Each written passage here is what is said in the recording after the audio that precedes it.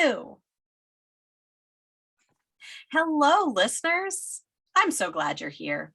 Season 2 has just been taking off in a direction that I could have only hoped, being able to pour into others as it relates to mental health, because we all deal with it, and we deal with it at different seasons in our life, different events. Sometimes it's a single occurrence. Sometimes it's an ongoing journey. It's a visitation of constant proportion in our mind and in our heart. And so I've had this special opportunity to get to know our guest today over the course of almost 2 years now.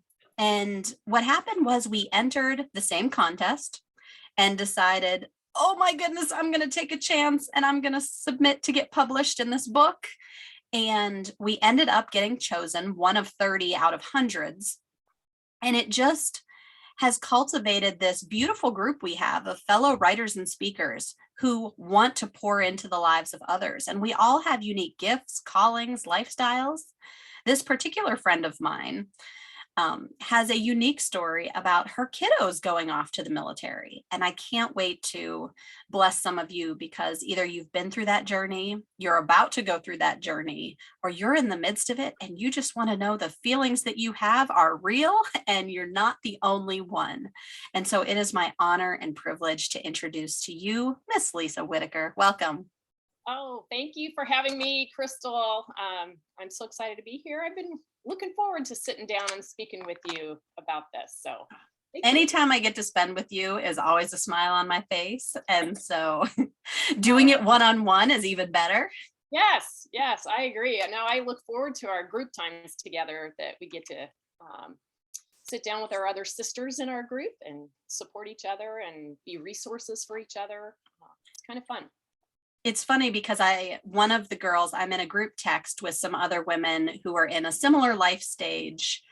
And one of the women had just texted me today, and the group thread has been blowing up nonstop all morning. And they were just like, I am so thankful to have this group text thread where we could just say hello or send something funny or beg for prayer, and all of us can be on the same page and support one another. And I feel like everybody needs that common overlap group. And maybe you have, like for me, I have that group, but I have you guys as my writer and speaker confidants that bring me sanity in that part of my life. Yes. Yeah, no, that too for me, with that Whispers of Grace group, everybody in that group has been wonderful, and I've learned so much. You know, you get to see what everybody else is doing, what their struggles are, and a lot of times I identify with the same struggles. Yes. And so it's nice to know that you're not in it alone, that they understand, and I too have another group that I know they're like praying for me right now. But it's so important to have that support group around you in whatever you're doing in life. So absolutely. And so with those different segments that we find those support groups, tell our listeners a little bit about you and maybe some of those parts that they might be able to relate to about you. Okay. Well, I am a wife of 35 years, and yay, and a mother of 4 grown children, and so I'm navigating that empty nest syndrome, and that has been a real challenge for me. But 2 of my kids are Marines, active duty, so that is a path in life that I am currently on, and it has not been easy. I have 2 fur babies that are part of our family that are my kids now. Yes. And it's been interesting as I've come to the empty nest syndrome is struggling with, what do I do now? What is my purpose now that my kids are gone and I'm not having to run to school and run to practices and, meets somewhere or games. And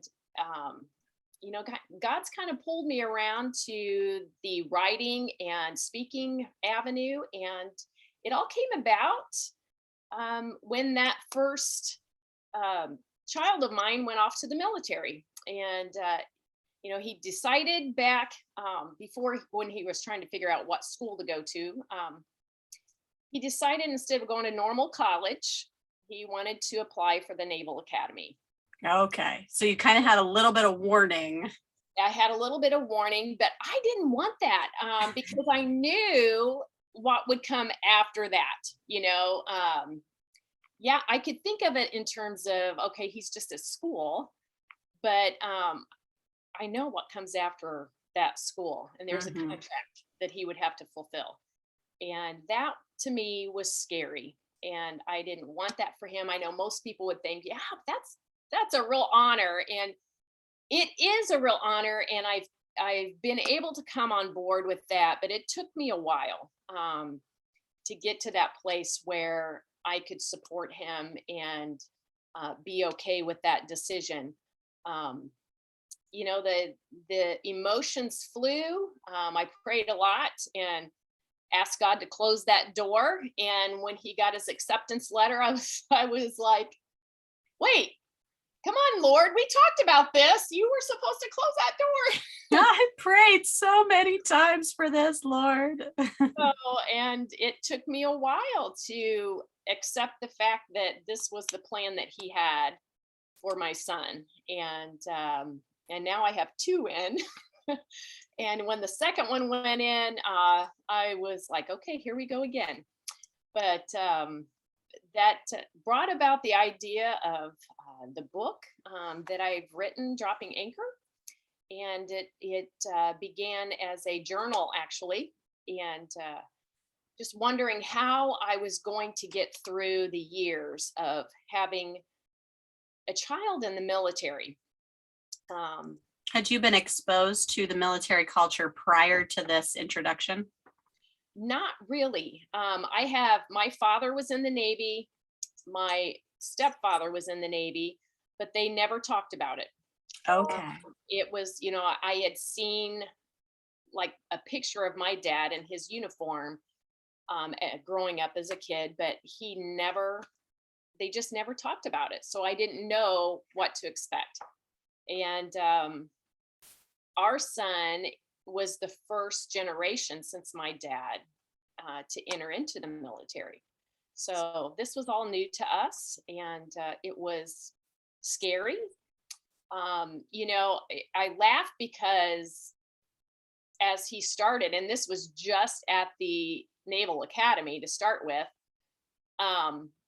I already had him, the what if questions were circling in my head. I already had him on the front lines of some major battle raging halfway across the world, and it was just a mind trapping place to be in.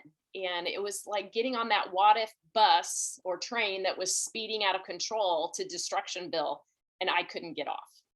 And that's something I think many of our listeners can relate to, is when we embark upon a new journey, whether we're moving to a new state or whether we're taking a new job or we're having another baby or the first baby, when this sort of unknown season is entered, our brain has a beautiful and terrifying capability to create this world that, as you said, he was still in college, but you saw him so far into his military career, into a situation that didn't even exist yet.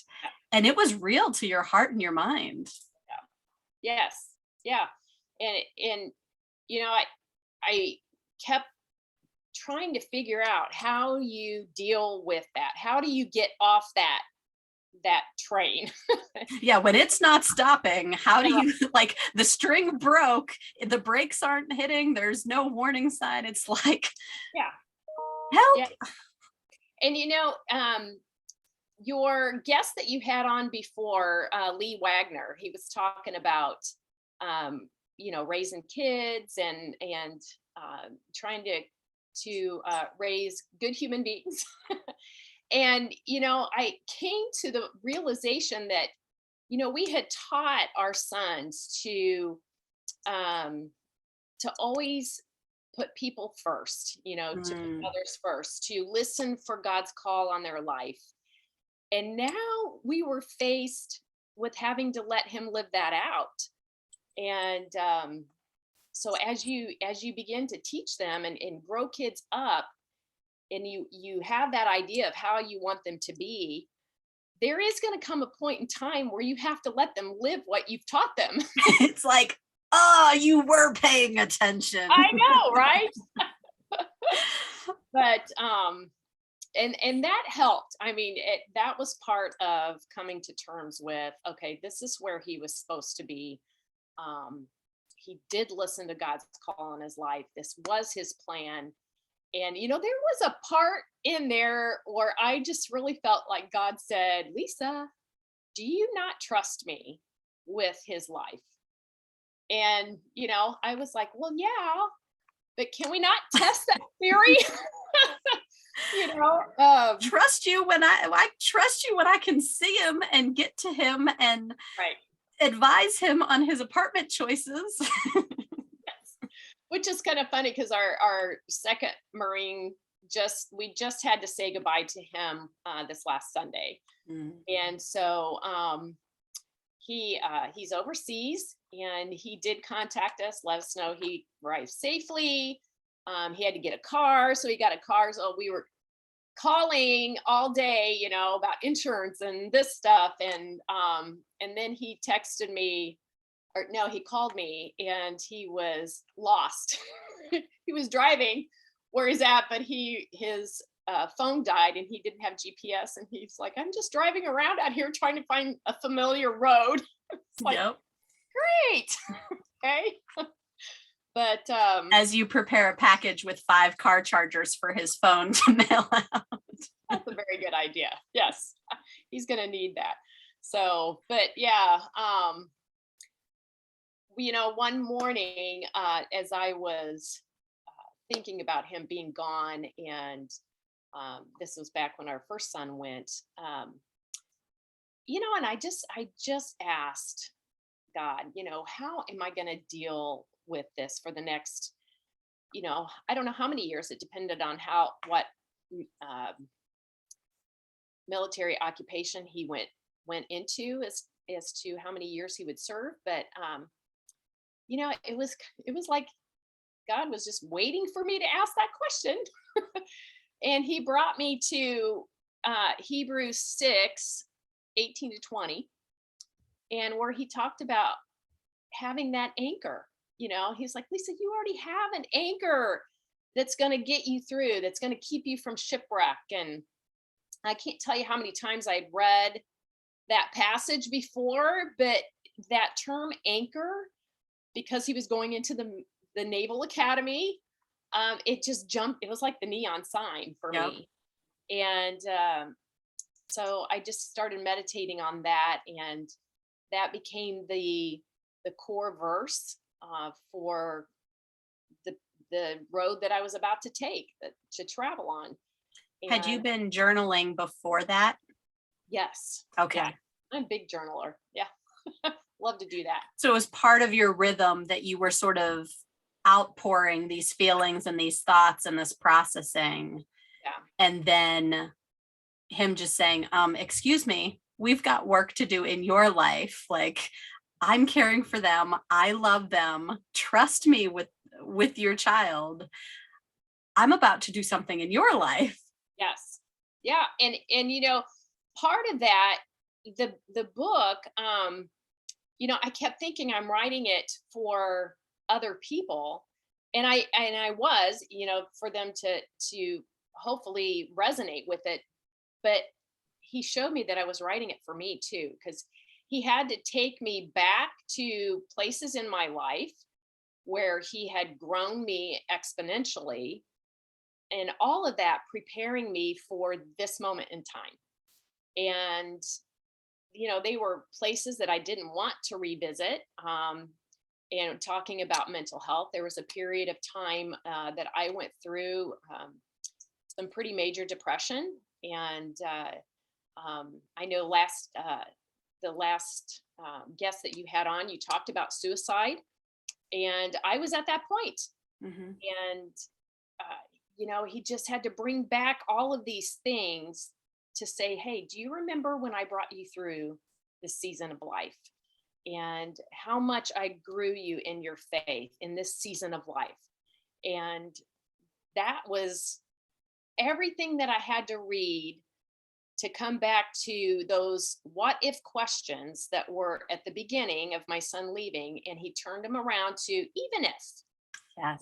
even if any of this happens, even if he's injured in some way, even if he comes back with PTSD, even if he's captured, Yeah. by the enemy, that I'm going to be there. My kids have given their life to him, and so I know that he's going to be in the middle of it. He's promised never to leave them, and I had to trust that. And He was showing you that those seasons that you were revisiting, he has used those. Like they were not just struggles that he carried you through. Those were struggles where he formed certain parts of your character and brought out new parts that you didn't even know could flourish, and wisdom that you wouldn't have had any other way. Right. Yeah. There was a time after I had gone through that season of depression, and that there is that shame of being in a season of depression, and you don't want people to know. I love that commercial, on TV where they're holding up the little smiley sign in front of it. Mm-hmm. It is that you hide behind a facade of a happy person, and inside you just feel dead. Yeah. And there was a period of time when I came out of that, when I was coming to the end of that. I was getting ready to speak at a women's Bible study, and I had prepared, I was ready. And the Lord said, I want you to tell the women about your depression. And I was like, yeah, no, that's not going to happen. And he was like, no, really? Yeah, I want you to. And I feel like I call that period of dry docked, when your ship's engines are turned off and God is going to do a maintenance work, like those big Navy ships that when something's broke, they have to bring it in and they have to shut the engines off and they have to do that maintenance work. And so this was what he was about to do with me. And, it's that pruning time in your life as well. That, I stood on that stage, and as I was speaking to these women, there was a point in time where I just stopped, and I knew that was the time that I had to share that story. And luckily it went along with what I was talking about that day. But He already knew. And as I began to tell these women about my journey through depression, I just felt him clipping away all of those branches of pride, not wanting people to think I had it all together. He took away that smiley stick. He did. And by the time we were done, I just saw all of those dead branches at the foot of the podium. And I just felt like at that time, the engines to my vessel had started back up, and he was like, okay, now we can set sail again and continue on the journey. And it was just a really hard time, but all of that I had to relive, in order to get to a place where I could accept my kids being in the military and in harm's way, possibly in the future. So, but it was that confirmation that he had been with me through all of those, and he was going to be with me. He was going to be with them, and I could trust in that. And I think up until that point, when you think of a ship's anchor, that you have your two hook points at the end or at the bottom that dig into that that stronghold, which is usually the bottom of the ocean, or water. But for us, it's that faith and it's that trust are our hook points.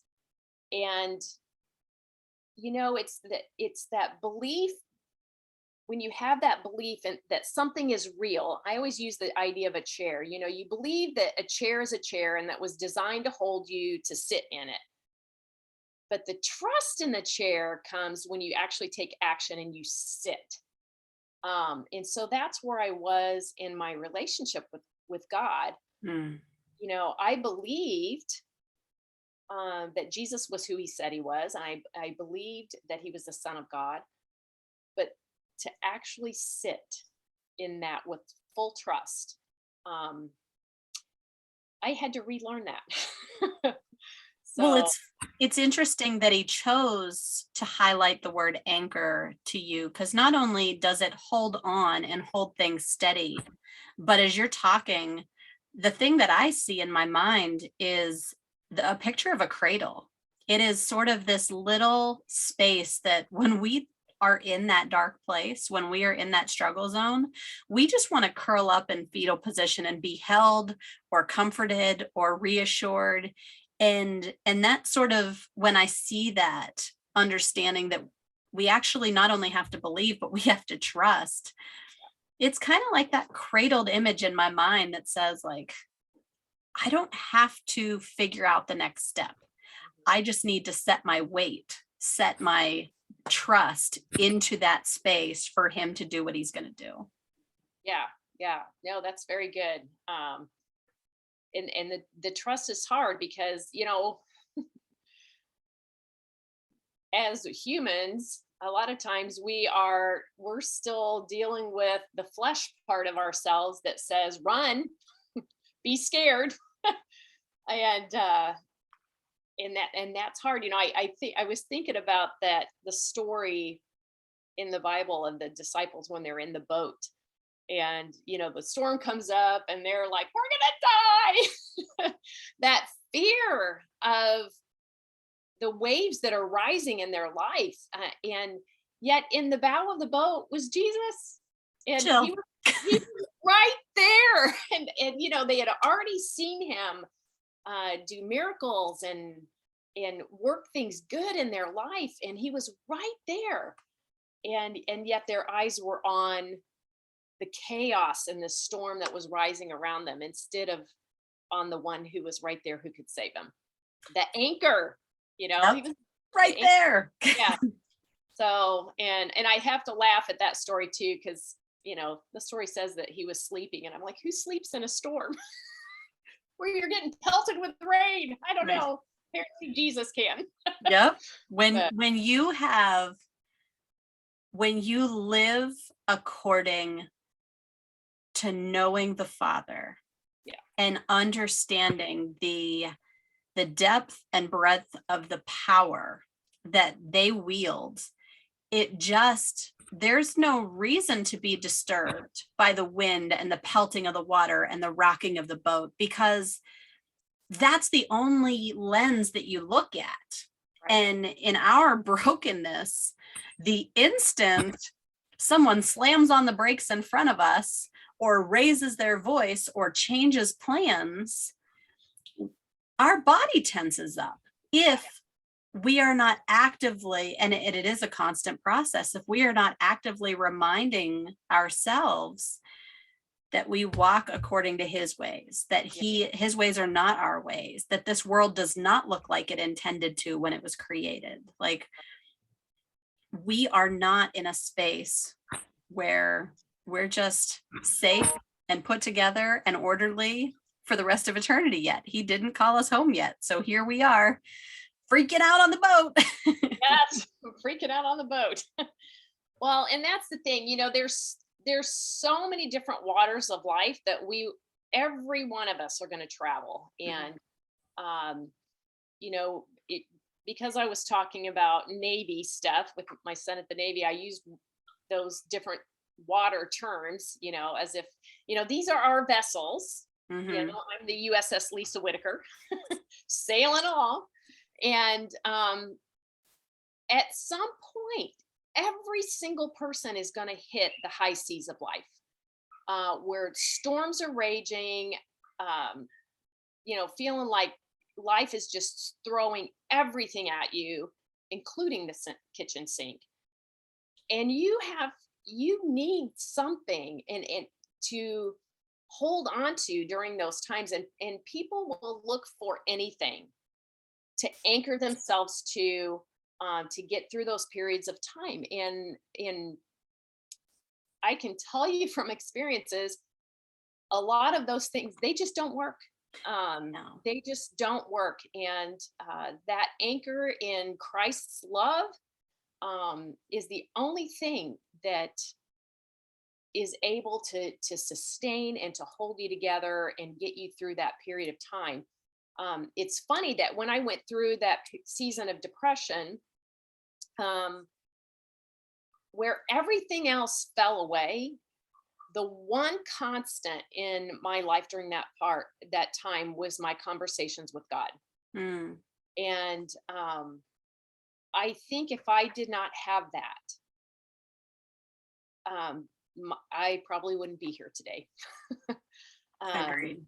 so to me, just having that anchor is just so important, no matter what water of life you're going through. If you're smooth sailing today, great. That's a time in your life when you can just bask in his love and everything seems to be going right. But you have to caution yourself during this time too, because that's a period when you can forget that you need God. And so, there, enjoy that time, but just remember that you need to keep your anchor in sight at all times. So, It's like calling the friend only when you need them. Oh, yeah, hey, by the way, can you help me dig a ditch? Oh, hey, by the way, can you help me move some furniture? It's right. like, how good of friends are we? Yeah, Or do you just call me when you need me to help you lift a heavy load or find shelter in a storm? right, right. Yeah. And again, I go back to that's why it's important to have that community of people in your life that you can feel comfortable sharing with, talking with. And when I went through that period of depression, I didn't want to talk to anybody. I didn't want anybody to know. And what I found out was that, I don't understand why people don't talk about this. After I went through that depression, I found out that my sister had gone through it, my mom had gone through it, and nobody talked about it. Yeah, you kind of look around in this shocked, like offended space of like, why did you not give me warning? Why did I not have like any passed down knowledge of helpful things Yeah. that could have helped me keep some glimpse of light or sanity or groundedness in a period where I felt like the whole world was just squeezing me Yeah. and I was numb to everything. Yes. And it was, that comparison thing. I was looking at other people like my sister and wondering, well, how can she have it all together? The family, the kids, the business. And why can't I pull myself up by my bootstraps and get on with life? And it was so frustrating. And then when I found out that, hey, she went through it too, I'm like, why doesn't anybody tell me these things? But that's that part of that secrecy, that shame, that you don't want people to know that you cannot deal with life at that point in time, that you are struggling with getting on with life. And so it's, now I've learned, I've found certain people, and it's a small handful of people Yes. that understand what I've gone through because they've done it before. That I feel comfortable saying, hey, this is coming up in my life. I'm getting a little bit overwhelmed. Can you pray with me? Can you meet me for coffee? And we just hold each other up. And it's so important that you have that. And the idea of the military, and you know this, Crystal, probably, we have battle buddies. And so currently, now that, the things are heating up over in the Ukraine, and when all of that started, there was a call for parents of military kids to grab your battle buddies, get together with them, call them, whatever, just get ready. And it's so important to have that too, because they are right there with you. They understand your feelings. They understand what you're going through. And it's just, that support that you need during those really intense times in your life. And we were designed for connection. And the lie of this world is you have to have it all together. You need to be able to just pull yourself up by your bootstraps. There's a push for independence and self-sufficiency and being able to block someone at a moment's notice. And it is such a clouded place of lies that we get lost in, that no, should you tell the whole world your dirty laundry and all your business and insecurities and every password to all your bank accounts? Goodness, no. But Yeah. If there are 1, 2, even 3 people who you see in your sphere walking with uprightness of character, humility, like they don't claim to have it all together, and they can be level-headed, a lot of the times you can spot those people that can hold your stuff. And they may not be the people you necessarily spend every coffee date you have with. Like, they may just be planted there as one of those fellow anchors, as a pillar to draw near to as you begin to get your bearings and have truth and life and logic spoken into you, when everything flying around in your mind and your body are not grounded in solid fact or objective projections. Yeah, no, that's true. And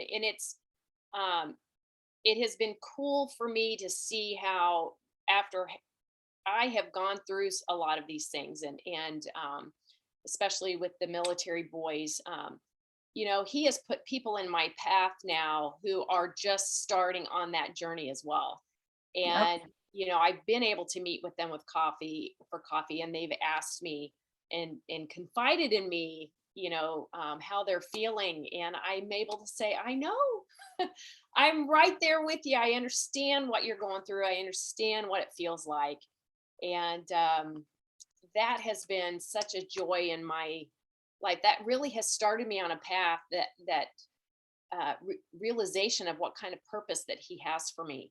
And the journey to get there was not easy, and Oh goodness, no. it's still not easy at times, but I feel like I'm doing something of importance with it. So that's good.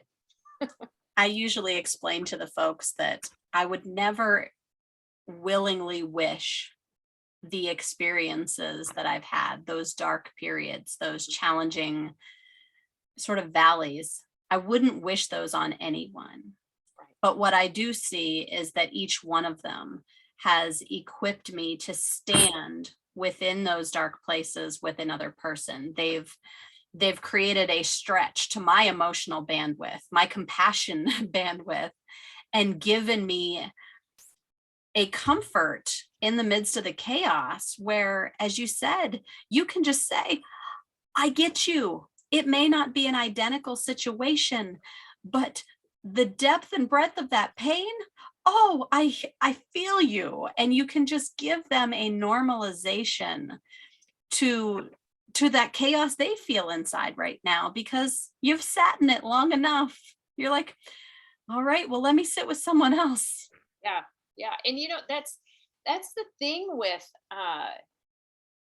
the way God creates and writes those stories in our life. I don't think he writes those in our life for us to just hold to ourselves. He wants us to go out and to share those. And I think that's the whole purpose he authors those in our life, is to be able to connect with someone else and help someone else that is going to have to go through something similar. And then they in turn, eventually down the line, they will help somebody else. And I think that's his whole design, the way he has set up his counseling center. Yes.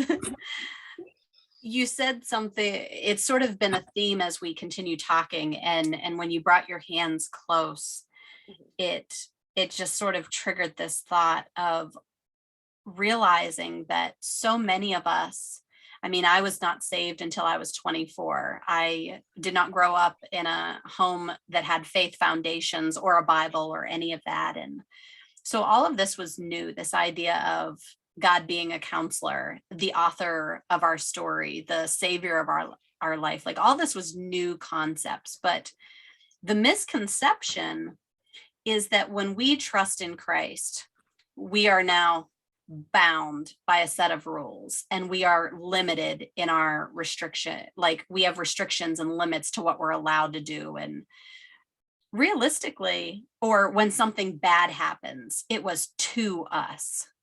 And the truth is that when we accept him, we are given freedom from the bondage of our brokenness and this world. When we draw nearer to him, we are given comfort. When he allows these challenging seasons, he is giving us a level of opportunity and growth.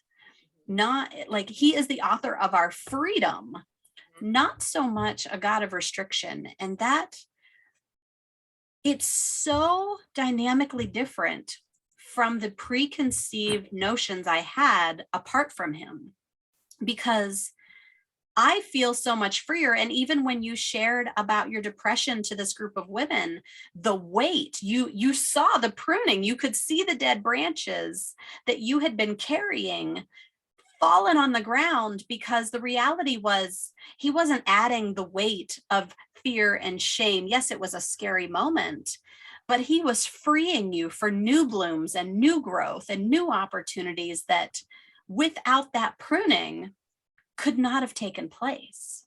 Right.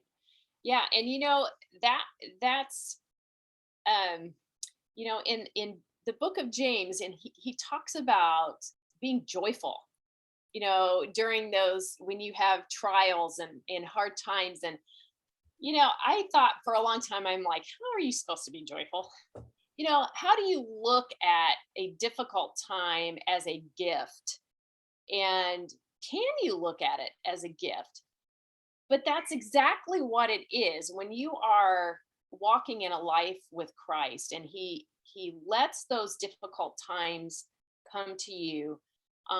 There is always purpose in it, in the fact that it's developing your character, it's getting you prepared for something else down the road. And in that term, it is a gift. He is gifting you with the ability to learn, to grow, to mature in your faith. And but that took me a while. It's really hard in the moment to look at it as a gift. Like, I know, I mean, goodness, I love me my Jesus. He just has changed my life so much that I'm so grateful. But I know that in times of struggle, even this morning, I was articulating in my prayer time, and I was like, Lord, I have some bitterness and some frustration from my flesh that I want to break it apart, and I want to be present and content and eyes on you. But I have to keep revisiting the fact that I need to keep my eyes on you over and over, because I know you're teaching me, and I know you're growing me, and I know I'm learning a ton, but man, am I mad. Yeah. And just in the moment, like, and I love Jesus. Like, this is not a walk for the faint of heart. Like, this is warrior level. I want to serve you well in a way that it's really hard, and you're just crawling to the throne begging for that mercy and that relief, and it may not come right away. Right. Yeah. Those are the times I know I can confess this, that I've said, yeah, I don't like that gift, and you can keep it. Yes. You just take it back. But No, and there was a time in my life too. One of my Marines, when he was born, by the way, my two Marines are both twins, and it's funny that they both chose the Marines. But one of them, they both came preemies. They were born about 7 weeks premature, and one of them, at 2 months of age, stopped breathing, almost died, and that really was like kind of in the beginning of things, these emotional, highly charged events that came very quickly, that triggered this depression in me. But there was a point in time when we didn't know if he was going to live or die. We got him to the hospital. He would stop breathing. The nurses would bag him. He'd breathe again, and then he'd stop again. And in my mind, I kept thinking, when's the last time? When is the last time he's gonna? They're not going to be able to get him to breathe again. And I wrestled with God. I mean, big time. Oh, And, goodness, yes. I was angry. I think I probably called him every name in the book. And I'm like, if this is the kind of God you're going to be, I don't want any part of it. And how can you give me this child and let me get attached to him? And then you're just going to take him away, And I was angry. And I certainly didn't see that as a gift. And I certainly didn't want that period of time. But there came a point where I became so tired of that wrestling match that I just fell to my knees and I said, okay, I understand he's yours. You just gave him to me for a period of time and he's yours. If you're going to take him home today, you have to help me get through this. Yeah. Because I can't do it on my own. And, you look at him now, this big strapping 6'3" Marine, you would never know anything ever went on with him before. But those are times that in that season that I went through with him, facing the possibility of death of a child, that was the point that grew my faith on the other end of it the most. Yeah. And it again, I say it prepared me for, facing my kids going into the military, to be put in harm's way, because there, as a military person, there is potential for you to lose your life. And that is for a parent, that's a scary thing. But And as a child, you don't sort of process that, especially, I mean, it's a beautiful thing that they were listening for God's call on their life, and that God had already knew, preparing you decades before and walking you through these seasons. But as a child, you're sort of just stepping out. Like, I was terrible. Of course I wasn't a believer, but I was terrible. I had talked to the recruiter, got my stuff ready, picked my job before I ever was like, hey guys, sign these papers. I'm leaving for the military when I graduate. And it was just like this blow of shock and peace out that was like, I'm not coming home. And as a mom, oh my goodness, like, I can't even wrap my brain around the types of feelings that had to be processed in that. And like, I praise God that, like, I have a sense of compassion and empathy around what that might have felt like for them as we grew. And unfortunately, that was who I was pre-Christ. But to process a parent's heartstrings in the moments around these drastic changes and threats, I mean, there's intentional steps, there's intentional work that needs to be done. And you mentioned prayer, you mentioned journaling, you mentioned connection with a select group of people, trusted, mature. Is there anything else that, whether it's families going off to the military or other kind of major events, that you have found just valuable to keep keep hold of some semblance of sanity in the process? Yeah, I think Lee Wagner alluded to that when you were speaking with him before. Staying active. I Mm. have my quiet time where I walk every day, and that gives me time to process things in my head, to pray as I walk. I swim, and so looking at that little black line, just zoning out, um, things that make you feel healthy and do that. But also, I'm an avid reader, and so getting into reading and it doesn't necessarily have to be, um, you know, reading with purpose. I like a good fiction book, that will kind of let me escape for a while into a different world, um, and so that's kind of a release for me as well. And and we live literally 15 minutes from the Lake Michigan, and we have all of the trails, the National Lakeshore Park that has all of the trails out Oh, there. yay. So I love to hit that, just to be out in nature, and just that solitude of the quietness out there is important for me too. Cutting out some of the noise, Yes. like the Yep. influences of this world, and just being present, it sounds like is really, Yep. really helpful, not just in times of crisis, but on a daily rhythm. Right. Yeah. No, it's important to do it as regular as possible. Have that regularity in your life, because there's so much that's not regular that comes out of left field and can knock you off your feet. That if you have things that are regular in your life that you can count on, that I think that's important.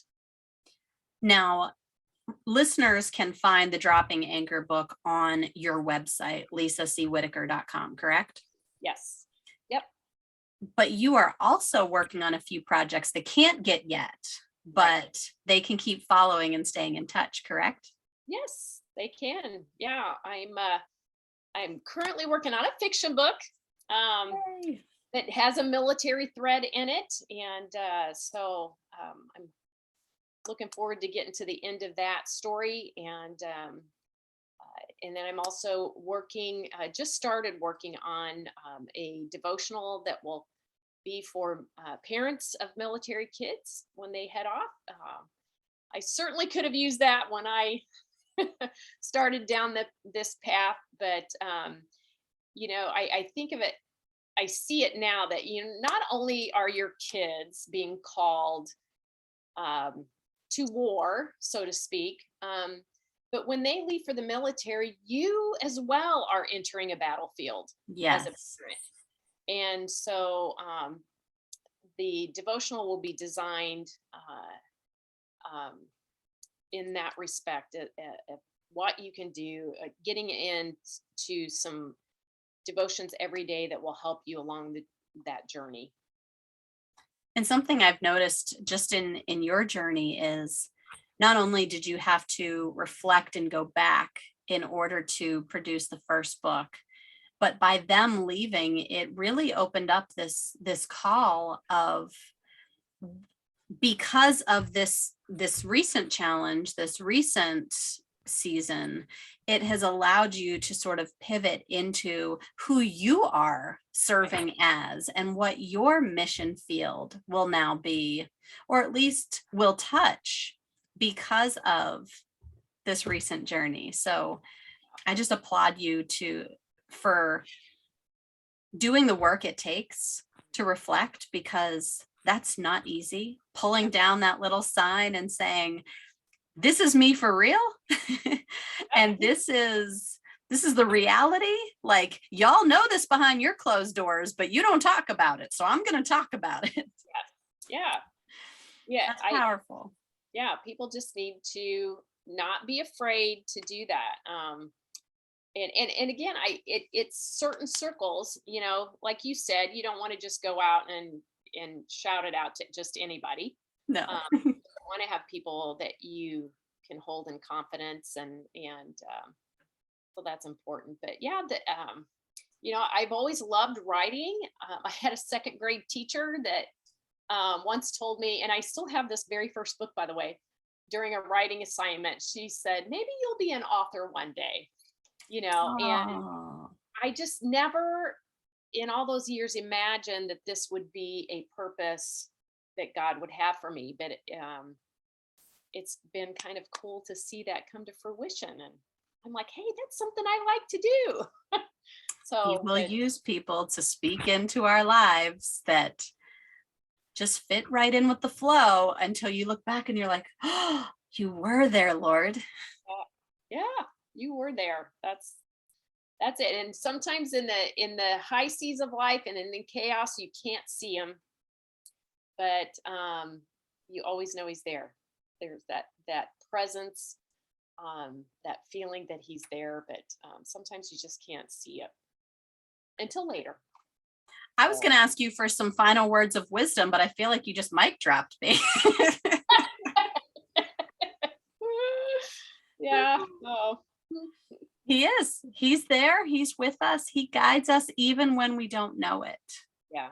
Even when we're not looking for him, even if we don't believe that he's even a thing. Yeah. Let alone ruler of the universe. Yeah. And that's what I call sitting in still waters. When you don't have anything driving you forward, you can't go forward, you can't go backward.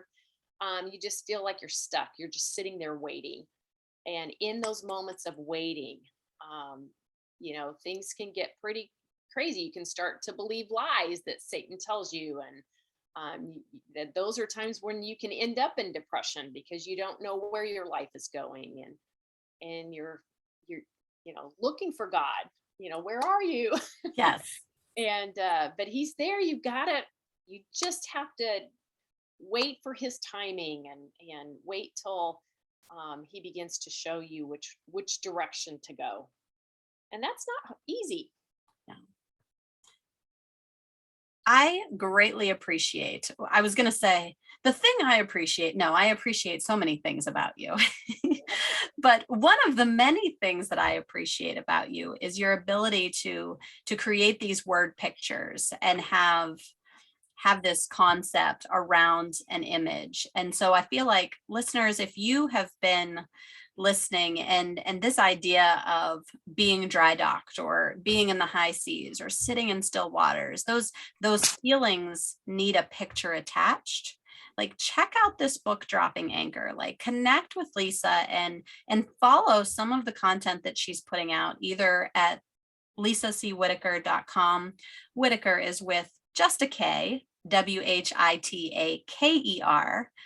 or at LC Whitaker 318 on Facebook. So if you do the /, you'll find her there for her ministry page. But if you really benefit from some of these imagery pictures, I would encourage you to continue to follow, because it's nice to get a book that might help fix a problem or solve a solution or walk you through something. But when it speaks your language, you want to tap in. And so please don't miss out on this gift that Lisa has, and that God is using in so many ways. So Lisa, thank you for using your gift. It's my pleasure. Thank you so much for having me on here. It was really fun. Well, I have loved it. I love this one-on-one time. I cannot wait to see you again. But for our listeners, any final words?